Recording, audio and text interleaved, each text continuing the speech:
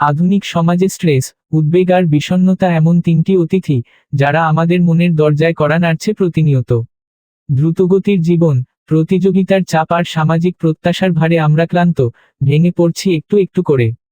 কিন্তু ভারতের প্রাচীন ঋষি বাগভট্টের শিক্ষা আমাদের দেখিয়ে যায় একটি পথ, যা আজও বৈজ্ঞানিকভাবে প্রাসঙ্গিক এবং মনকে শান্তির আশ্রয় দেয়। এখানে আমরা আজ হেলথ ফ্যান চ্যানেলে আলোচনা করব কিভাবে বাগভট্টের আয়ুর্বেদিক নির্দেশ আধুনিক বিজ্ঞানের সঙ্গে মিলে আমাদের জীবনকে সুস্থ ও সুখী করে তুলতে পারে। চলুন এই সমস্যার সমাধান খুঁজে দেখি। বাগভট্ট ছিলেন আয়ুর্বেদের একজন অমর সাধক, যিনি অষ্টাঙ্গ হৃদয়ব গ্রন্থে জীবনের সামঞ্জস্য রক্ষার কথা বলেছেন। তার মতে, আমাদের শরীরে তিনটি দোষ, বাত, পিত্ত আর কফ, যখন ভারসাম্য হারায়, তখনই মন ও শরীরে অশান্তি নেমে আসে।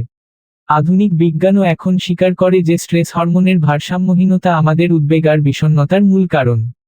এই তিন দোষের মধ্যে বাত দোষের অতিরিক্ত বৃদ্ধি মনকে অস্থির করে, ঘুম কেড়ে নেয় এবং উদ্বেগের জন্ম দেয়। বাগভট্ট বলেছেন, এই বাত দোষ নিয়ন্ত্রণে আনতে হলে শরীরে নিয়মিত তেল মালিশ অভ্যাস করতে হবে। বিজ্ঞান বলে, তেল মালিশ কর্টিসল হরমোন কমায় এবং স্নায়ুতন্ত্রকে শান্ত করে, যা স্ট্রেস থেকে মুক্তি দেয়। তিনি আরও উপদেশ দিয়েছেন গরম জল দিয়ে স্নানের। এটি শরীরের রক্ত সঞ্চালন বাড়ায় এবং মনকে প্রশান্তি দেয়। গবেষণায় দেখা গেছে, গরম জলের স্নান সেরোটোনিন নিঃসরণ বাড়ায়, যা আমাদের মেজাজকে ভালো রাখে।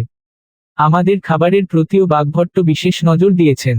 তিনি বলেছেন, বাত দোষ কমাতে হলে গরম, তৈলাক্ত এবং পুষ্টিকর খাবার খেতে হবে, যেমন ঘি মেশানো ডাল ভাত। আধুনিক পুষ্টিবিজ্ঞানও বলে, ওমেগা-3 ফ্যাটি অ্যাসিড ও ভিটামিন বি সমৃদ্ধ খাবার মনকে স্থির রাখে এবং বিষণ্ণতা কমায়। অতিরিক্ত চা বা কফির পরিবর্তে তিনি ভেষজ চা, যেমন তুলসী বা আদার চা পান করার পরামর্শ দিয়েছেন। এই ভেষজগুলো শরীরে অ্যান্টিঅক্সিডেন্ট সরবরাহ করে, যা স্ট্রেসের ক্ষতিকর প্রভাব কমায়। বৈজ্ঞানিক গবেষণা প্রমাণ করেছে, তুলসীতে থাকা ইউজেনল নামক উপাদান উদ্বেগ কমাতে সাহায্য করে। বাগভট্টের আরেকটি গুরুত্বপূর্ণ নির্দেশ হল প্রতিদিন সকালে প্রাণায়াম করা। তিনি বলেছেন, শ্বাস প্রশ্বাসের এই নিয়ন্ত্রণ মনকে শান্ত করে এবং শরীরে প্রাণশক্তি যোগায়। আধুনিক গবেষণায় দেখা গেছে, প্রাণায়াম অক্সিজেনের মাত্রা বাড়ায় এবং প্যারাসিম্প্যাথেটিক নার্ভ সিস্টেমকে সক্রিয় করে, যা স্ট্রেস কমায়। নিয়মিত যোগাসনের কথাও তিনি বলেছেন, বিশেষ করে শবাসন আর বালাসন। এই আসনগুলো শরীরের টান কমায় এবং মনকে একাগ্র করে। বিজ্ঞান প্রমাণ করেছে, যোগাসন গাবা নামক নিউরো ট্রান্সমিটার বাড়ায়, যা উদ্বেগ আর বিষণ্ণতার বিরুদ্ধে কাজ করে। তিনি আরও জোর দিয়েছেন ধ্যানের উপর।